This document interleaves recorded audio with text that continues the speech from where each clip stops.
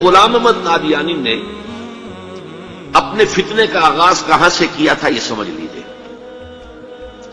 پہلے وہ ایک مناظر تھے، بہت اچھے مناظر۔ غلام احمد قادیانی تھا کہنا چاہیے، غلطی سے تھے کہ بیٹھا ہوں۔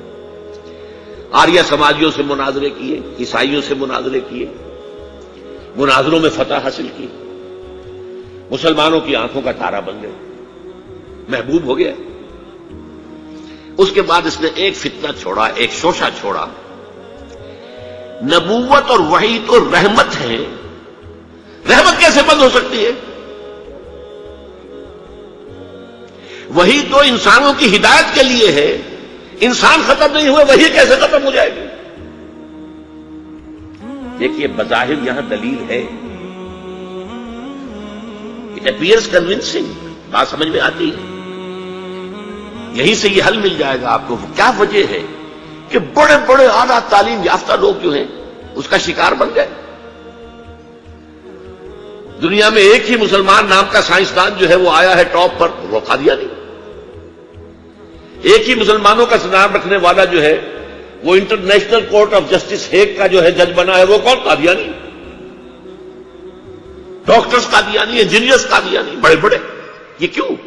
یہ بات ایسی تھی کہ جو بظاہر دل کو اپیل کرتی ہے کہ جب حضرت آدم سے کہا تھا اما یاتینکم منی ھدی فمن تبع ھدای فلا خوف علیہم ولا ھم یحزنون، انسانوں کی ہدایت کے لیے وحی کا راستہ کھولا گیا۔ ابھی انسان ختم نہیں ہوئے، وحی کا کیسے دروازہ بند ہو جائے گا؟ اجرائے وحی کا پہلے شوشہ چھوڑا، اور جب وحی جاری ہے تو نبوت جاری ہے، لہذا پھر آخر میں آ کے نبوت کا دعویٰ کر دیا۔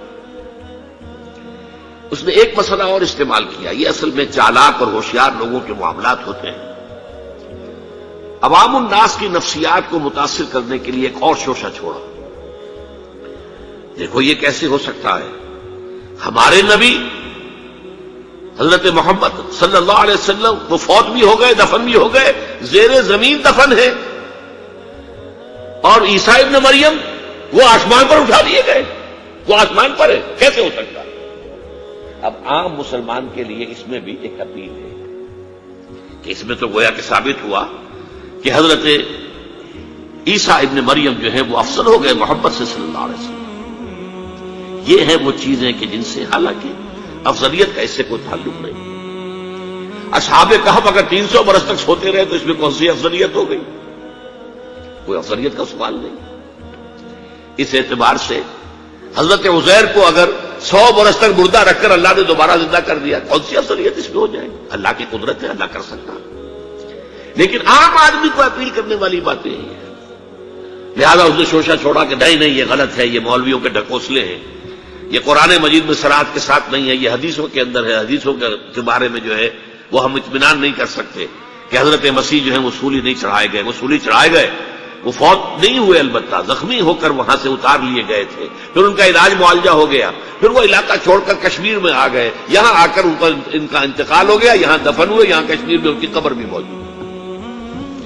یہ دو ایشو ہیں جو اس شخص نے اٹھائے، اور اس سے عوام الناس جو ہیں جن کے اندر کے علم کی پختگی نہیں ہوتی، یا جذباتی طور پر آپ انہیں متاثر کر سکتے ہیں، یا جیسا کہ میں نے پہلی بات کہی تھی اس میں تو یقیناً ایک وزن کی بات نظر آتی ہے کہ یہ رحمت ہے، وہی رحمت ہے، نبوت رحمت ہے، اللہ کی رحمت بند ہو جائے گی کیسے؟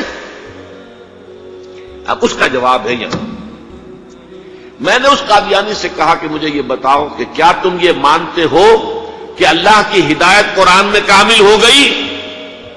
انہوں نے کہا ہاں ہم مانتے ہیں، ہدایت کامل ہو گئی۔ میں نے کہا کیا تم یہ مانتے ہو کہ قرآن محفوظ ہے، اس میں تحریف نہیں ہوئی؟ یہاں مانتے ہیں قرآن محفوظ ہے، اس میں تحریف نہیں ہوئی۔ پھر میں نے کہا مجھے منطقی وجہ بتاؤ، پھر اس وحی کی کھڑکی کو کھلے رکھنے کا فائدہ کیا ہے؟ وہاں سے جو آنا تھا جو مکمل ہو گیا قرآن۔ ہاں قرآن میں اگر تحریف ہو جاتی، اس کی حفاظت کا ذمہ نہ لیا گیا ہوتا تو کسی نبی کی ضرورت تھی کہ جو آ کے اس کی تصحیح کرتا کہ یہ بات یوں نہیں یوں تھی، یہ غلطی کر دی گئی ہے، ورنہ حقیقت یوں تھی۔ منطقی اعتبار سے ایک حاجت، ایک جواز پیدا ہوتا ہے اس وحی کے جاری رہنے کا اور نبوت کے جاری رہنے کا، بشرطے کہ ان دو باتوں میں سے کسی ایک کو مانو. یا تو یہ کہو کہ ہدایت قرآن میں مکمل نہیں ہوئی، اور یا کہو ہو تو گئی تھی لیکن قرآن جو ہے گم ہو گیا، قرآن کے اندر تحریف ہو گئی، وہ اصل قرآن نہیں ہے.